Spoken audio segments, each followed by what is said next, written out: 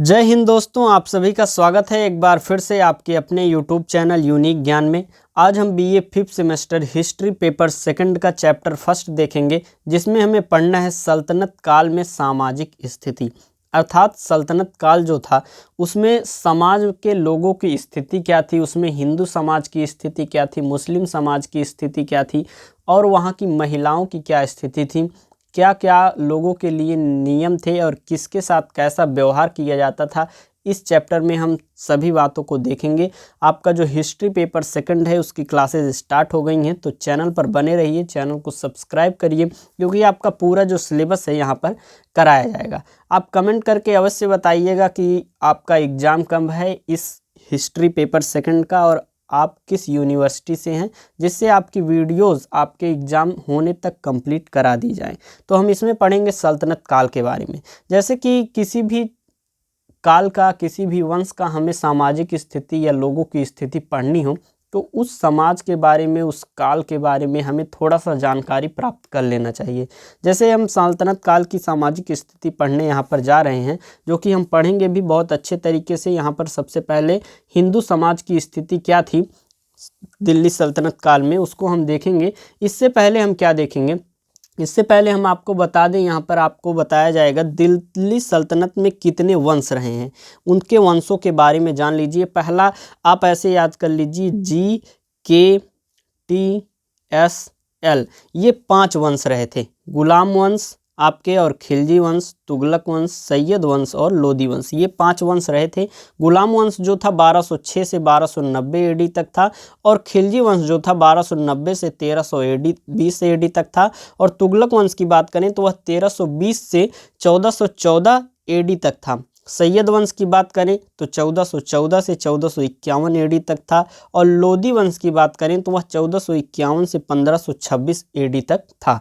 और अगर हम बात करें दिल्ली सल्तनत के इतिहास की, तो उसमें सबसे छोटा, सबसे कम शासनकाल किस वंश का था? खिलजी वंश का था। और सबसे लंबा शासनकाल किस वंश का था? वह था तुगलक वंश का। हम इसके सामाजिक स्थिति के बारे में पढ़ लेंगे। आपको यह जानना अत्यंत आवश्यक है कि यह जो वंश थे, गुलाम वंश, खिलजी वंश, तुगलक वंश, सैयद वंश और लोदी वंश, इन वंशों के संस्थापक कौन कौन थे, क्योंकि आपके लिए बहुत ही ज़्यादा यह इंपॉर्टेंट हो जाता है, आपकी अतलगुत्री में आता है, तो इसको आप ज़रूर तैयार कर लीजिएगा। अब हम सल्तनत काल के विषय में इतनी जानकारी जान चुके हैं कि मतलब यह कब से कब तक था। सल्तनत काल का वंश जो था वह लगभग 1206 से शुरू होता है और 1526 तक चलता है। उसके पश्चात आ जाता है मुगल वंश। तो इस 1206 और 1526 के बीच में समाज की स्थिति क्या थी, उसे हमें पढ़ना है। तो सबसे पहले हम देखेंगे कि यह जो काल था हमारा सल्तनत काल, उसमें हिंदू समाज की क्या स्थिति थी, मतलब हिंदुओं की क्या स्थिति थी। क्योंकि जो दिल्ली सल्तनत था उसमें मुसलमानों का राज था, तो हिंदू लोगों के साथ कैसा ट्रीट किया जाता था, ये आपके लिए इम्पॉर्टेंट टॉपिक हो जाता है, जो कि आपके सिलेबस में भी है। तो सल्तनत काल में हिंदुओं की संख्या लगभग 95% थी, किंतु फिर भी उसकी स्थिति अच्छी नहीं थी। मुस्लिम विजेताओं ने हिंदुओं पर मनमाने अत्याचार किए थे। अगर हम बात करें सल्तनत काल के शुरुआती दौर की, तो उस समय हिंदुओं की संख्या लगभग पूरे संख्या में 95% थी, 5% ही मुसलमान थे। लेकिन उनकी स्थिति फिर भी अच्छी नहीं थी। क्यों नहीं अच्छी थी? क्योंकि मुस्लिम विजेता जो थे, सल्तनत काल के जो वंशज थे, उन्होंने हिंदुओं पर मनमाने अत्याचार किए थे। और इतिहासकार बर्नी ने हिंदुओं को चौधरी, खुद एवं मुकद्दम इन नामों से संबोधित किया हुआ है। किसने इस नामों से आपको, मतलब हिंदुओं को किया हुआ है संबोधित? हिंदुओं को उन्होंने चौधरी, खुद एवं मुकद्दम नामों से बर्नी ने एक प्रकार से उन्हें संबोधित किया है। हिंदू अधिकांशतः कृषि का कार्य करते थे। जब उस समय सल्तनत काल में मुसलमानों का राज था, तो हिंदू क्या करते थे कि कृषि का कार्य करते थे, फिर व्यापार करते थे। प्रारंभ में हिंदुओं की स्थिति जो है, आर्थिक स्थिति अच्छी थी। कुछ हिंदुओं ने अमीरों को उधार भी दिया था। इतनी अच्छी स्थिति थी प्रारंभ में, जब सल्तनत काल का प्रारंभिक दौर था, तो उसमें जो हिंदू थे वह इतनी अच्छी आर्थिक स्थिति थी उनकी कि वह अमीरों को भी उधार देते थे। लेकिन जो 350 वर्षों के सल्तनत काल में हिंदुओं की स्थिति अत्यंत दयनीय हो गई। जो 350 साल सल्तनत शासन हुआ, उसमें हिंदुओं की स्थिति एक प्रकार से दयनीय हो गई। अलाउद्दीन ने तो हिंदुओं को निर्धन बनाने में कोई कसर न छोड़ी थी। और उसने यह भी कहा था कि जब तक हम हिंदू निर्धन नहीं बना देंगे, हिंदुओं को भी बना दिए जाएंगे, तब तक वे काबू में नहीं आ सकते। अलाउद्दीन जो खिलजी था उसका विचार था कि जब तक हम हिंदुओं को निर्धन नहीं बना देते तब तक वे काबू में नहीं आएंगे, क्योंकि उनके पास धन रहेगा, विद्रोह करेंगे, ऐसा उसका विचार था। इतिहासकार बर्नी ने अलाउद्दीन के समय के हिंदुओं की स्थिति का उल्लेख करते हुए लिखा है कि अलाउद्दीन शासन काल में कोई भी हिंदू सिर उठाकर नहीं चल सकता था। अलाउद्दीन ने हिंदुओं की इतनी बुरी हालत कर दी थी कि उस समय के जो लेखक थे वह भी लिखते हैं कि अलाउद्दीन का जब शासनकाल था तो कोई भी हिंदू जो है वह सर उठाकर नहीं चलता था। उनके घरों में सोना चांदी दिखाने के लिए भी नहीं था। इतनी आर्थिक स्थिति उनकी अलाउद्दीन खिलजी का समय आते आते, खिलजी वंश जो कि 1290 से 1320 के बीच चलता है, उसमें लोगों की स्थिति इतनी दयनीय हो गई थी कि उनके घर में सोना चांदी दिखाने भर का भी नहीं था। वह अपनी निर्धनता के कारण ना तो घोड़े पर चढ़ सकते थे, ना अच्छे वस्त्र धारण कर सकते थे और न पान चबा सकते थे। आप सोच सकते हैं कि पान चबाने तक का भी उनके पास पैसा नहीं था, कैसी स्थिति रही होगी हिंदुओं की। अलाउद्दीन ने हिंदुओं की हत्याएं करवाई, उन पर भारी भूखल लादा। उसके काजी ने हिंदुओं के साथ व्यवहारित की जाने वाली नीति के विषय में उससे कहा था, क्या कहा था, उसके जो लेखा जोखा उसका संभालता था, उसने कहा था कि जो हिंदू ये हैं वह एक प्रकार से करदाता हैं, उनसे बस कर वसूलना चाहिए। यदि कर वसूल करने वाला कोई अधिकारी उनके पर मुंह पर थूकना चाहे तो उन्हें बड़ी खुशी से उसके सम्मुख अपना मुंह खोल देना चाहिए। ऐसा कौन कहता है? उस समय के उसके जो लेखा जोखा संभालता है अलाउद्दीन खिलजी का, ऐसा कहता है कि अगर कोई अधिकारी जो कर वसूलता है उनके मुंह पर थूकना चाहे तो हिंदुओं को बड़ी खुशी से उनके सम्मुख मुंह खोल देना चाहिए। ऐसे उसके विचार थे। आप समझ सकते हैं हिंदुओं की स्थिति किस प्रकार रही होगी। अब हम बात करें मुस्लिम समाज की बात। मुस्लिम समाज मतलब मुस्लिमों की क्या स्थिति थी उस समय में। यद्यपि आरंभ से ही मुसलमानों ने हिंदुओं से अलग रहने का प्रयत्न किया था। जो मुसलमान थे शुरुआती दौर में जब आए भारत में, कुछ भारत के बाहर के जो मुसलमान थे वह जब आए तो वह शुरुआती दौर से ही हिंदुओं से अलग रहने का प्रयत्न करते थे, लेकिन फिर भी अधिक समय तक हिंदुओं के देश तथा उनके निकट संपर्क में रहने के कारण वे प्रभाव से मुक्त न रहे। अर्थात जो हिंदुओं के एक प्रकार से वर्गीयता या जो भी उनके व्यवहार थे उनका भी प्रभाव मुसलमानों पर पड़ा। हिंदुओं का वर्गीयता का प्रभाव उन पर भी पड़ा। वर्गीयता का मतलब जैसे कि हिंदुओं में बहुत से प्रकार के कास्ट पाए जाते हैं, वह जैसे एक प्रकार से ब्राह्मण, वर्मा, श्रीवास्तव, ऐसे मतलब उनके उस समय के जो कास्ट रहे होंगे वर्ग के हिसाब से उनका असर एक प्रकार से मुसलमानों पर भी पड़ा। पहले जो मुसलमान थे वह दो वर्ग में थे, सुन्नी और शिया, तो पहले से ही थे उनके, और इन दोनों वर्गों में वैमनस्य रहता था, अर्थात दोनों के बीच में हमेशा टकरार रहता था, जो कि आज भी हमको देखने को मिलता है। कालांतर में मुसलमानों में शेख, सैयद, मुगल, पठान, खान, मलिक आदि वर्ग भी बनाए गए थे और उसके पश्चात धीरे धीरे उनकी भी वर्गीयता बढ़ती गई। शेख बने, सैयद बने, मुगल बने, पठान बने, खान, मलिक आदि वर्ग भी बन गए थे। इसके अतिरिक्त मुसलमानों में उलेमा, सूफी, सैयद आदि थे। उलेमा वर्ग जो था वह काफ़ी उस समय प्रसिद्ध था, एक प्रकार से वह काफ़ी विद्वान लोग थे उलेमा वर्ग के लोग, और उनकी काफ़ी मान्यताएं थीं। अगर हम उलेमा वर्ग की स्थिति की बात करें तो उलेमा वर्ग जो था वह धार्मिक और राजनीतिक प्रभाव सुल्तनत काल में आद्योपांत छाया रहा, मतलब शुरुआती दौर में उनका एक प्रकार से प्रभाव राजनीति में भी था। यह बहुत ही प्रभावशाली वर्ग था जो उलेमा वर्ग था, और प्रशासन पर उसका जबरदस्त प्रभाव भी था।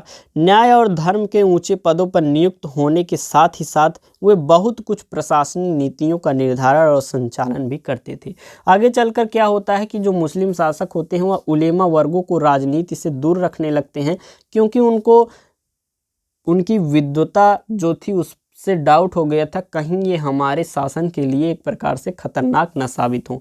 जिनका समाज में बड़ा आदर था, हमने पहले ही बताया, उलेमा लोगों का काफ़ी आदर था। इन्हें राज्य की ओर से अनेक विशेषाधिकार भी प्राप्त थे। उलेमा लोग अपनी विद्वता के लिए प्रसिद्ध थे तथा राजनीति में उनका उच्च स्थान था। सुल्तान पर भी उनका असर पड़ रहता था। अलाउद्दीन ने उलेमाओं के शासन के बहुत घातक समझा।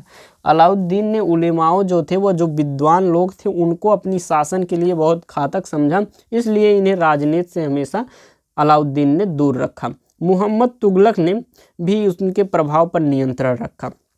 मुस्लिम समाज में मध्यम वर्ग नहीं था। सल्तनत के प्रारंभिक काल में मुसलमान अत्यधिक परिश्रमी थे, उत्साही, धर्मशील एवं चरित्रवान थे। अगर सल्तनत काल की हम प्रारंभिक स्थिति की बात करें तो उस समय मुसलमान जो थे अत्यधिक परिश्रमी भी थे, उत्साही थे और धर्मशील एवं चरित्रवान थे। परंतु धीरे धीरे उनके ये गुण दूर होते गए। उच्च वर्ग के लोग मद्यपान और व्यभिचार में पड़ गए और उत्तरोत्तर नैतिक पतन होता गया। एक प्रकार से हम उच्च वर्ग की बात करें तो लोग मदिरा पान करने लगे, व्यभिचार में पड़ गए और उनका धीरे धीरे जो चरित्र था, धर्मशीलता थी, उत्साही जो प्रकृति थी, वह सभी धीरे धीरे समाप्त होती गई।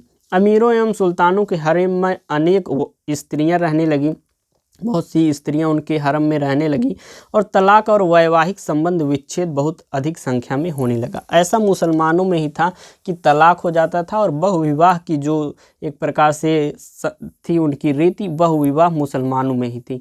मुसलमान समाज में दास प्रथा भी प्रचलित थी। यद्यपि कुछ दास ऐसे शक्तिशाली हुए कि उन्होंने सुल्तान के पद को भी ग्रहण कर लिया। कुतुबुद्दीन एक प्रकार से जो पहला गुलाम वंश है वह एक प्रकार से दास वंश भी कहा जाता है या ममलूक वंश भी कहा जाता है।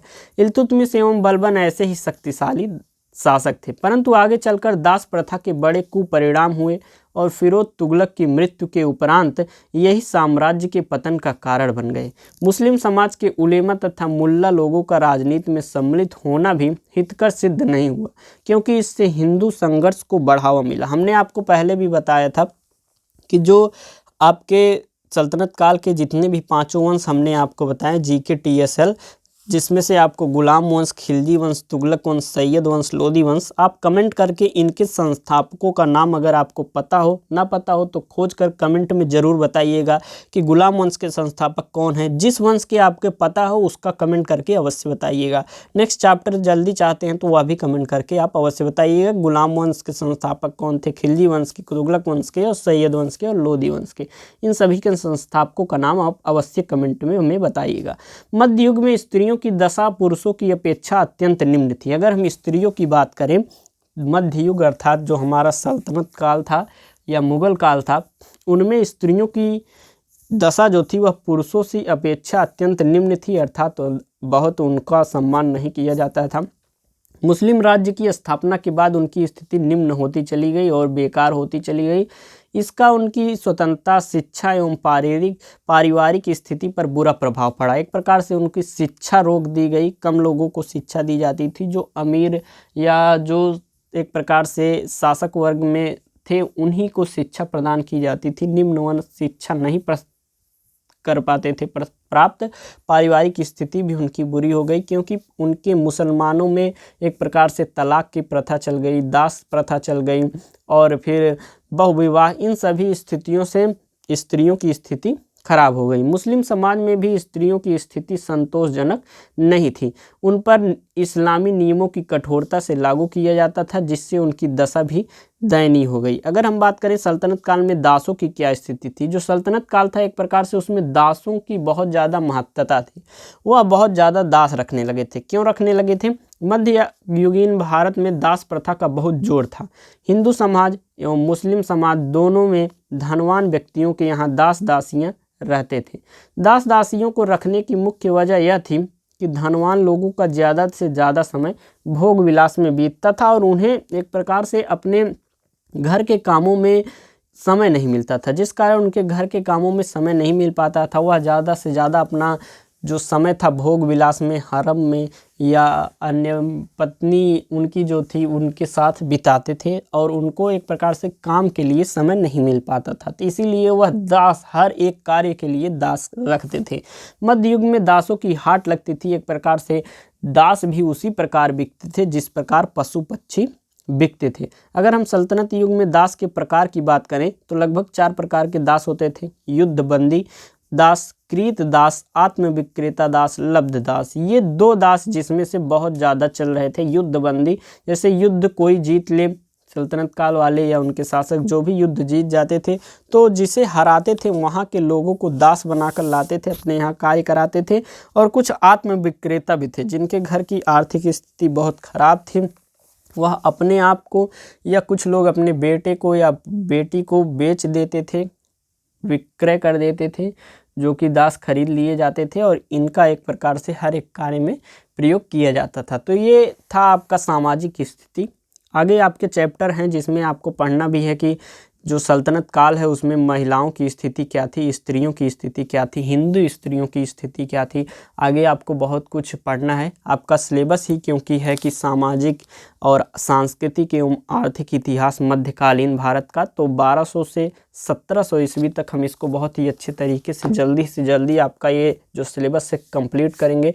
कमेंट करके आप अवश्य बताइएगा कि आपके एग्ज़ाम्स कब हैं, और जो आपसे क्वेश्चन पूछे गए हैं वह भी आप कमेंट करके अवश्य बताइएगा। वीडियो आपकी जल्दी आएगी। धन्यवाद, मिलते हैं अगले वीडियो में।